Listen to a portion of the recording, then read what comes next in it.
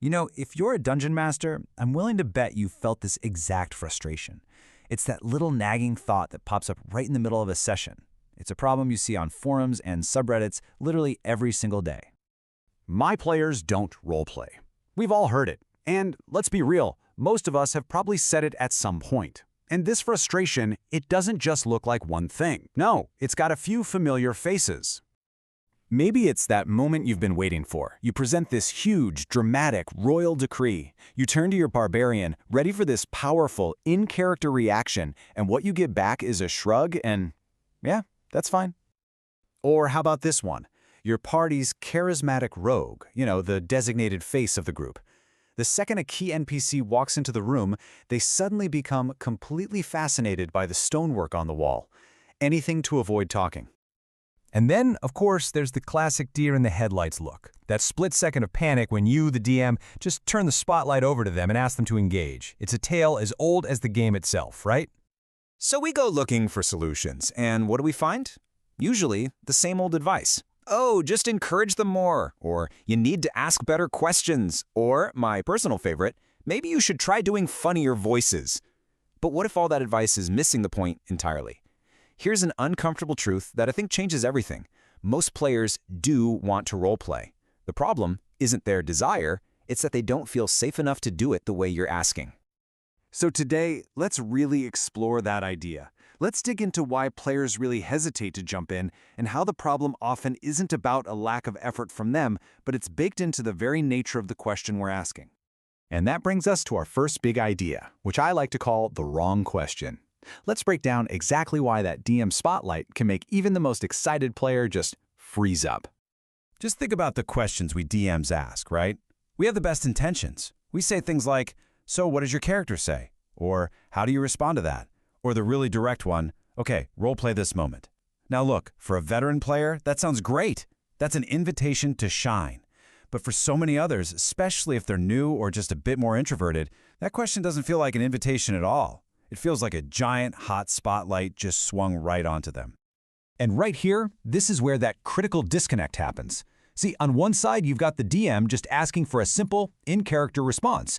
But on the other side, the player's internal monologue, it's got nothing to do with their character. They're wrestling with all these real-world social fears. What if I say something cringe? Will I sound silly? Are the other players judging me? Oh man, am I holding up the game? And when you're faced with all that pressure, you retreat to the safest possible answer. I agree. Or maybe just, I don't know. And this right here is the most important thing to get. What we see and what we interpret as disinterest, it is almost always something else entirely. It's self-protection. So if the root problem is that our players feel unsafe, how in the world do we fix it? Well, we have to start by totally redefining what we're actually asking for. And that brings us to a really fundamental shift in how we think about this. Roleplay is not performance. This is the key misunderstanding we absolutely have to correct. Roleplay isn't acting. At its core, roleplay is simply decision-making. Okay, let's really break this difference down. Over here on the left, we've got performance. That's what we think we're asking for, The funny accents, the theatrical improv, the big first-person speeches. But on the right, that's what roleplay truly is. It's stating your intent, it's making a choice, it's all that internal processing. A player who just says, "My barbarian doesn't trust this guy," guess what? They are roleplaying. A player who decides to hang back and be cautious instead of charging in, that is roleplaying. When we equate roleplay only with performance, we accidentally shut the door on all the players who engage with the game internally, not theatrically. So, the next time one of your players is quiet, I want you to try seeing it differently. They aren't disengaged, they are processing. All right, so we've redefined our goal. That's a huge step. But now, how do we actually put this into practice? How do we build a table where every single person feels safe enough to make those character-driven decisions? This brings us to what players actually need from us. Let's look at 3 solid, concrete ways you can build that safety right now. It really boils down to 3 pillars for what I call safe roleplay. First up, giving players explicit permission to summarize what they do instead of demanding they perform it. Second, we've got to provide them with clear emotional context to react to. And third, and this is a big one, we need to make sure their choices lead to meaningful consequences, not just a good job from the DM. Let's break each of those down. Let's start with that first pillar, permission to summarize. It's such a simple but powerful shift in how you phrase things. So instead of asking that high-pressure question, "What do you say?" Just try asking, how do you handle this conversation? This immediately lowers the stakes. It gives them permission to answer in the third person, to state their intent.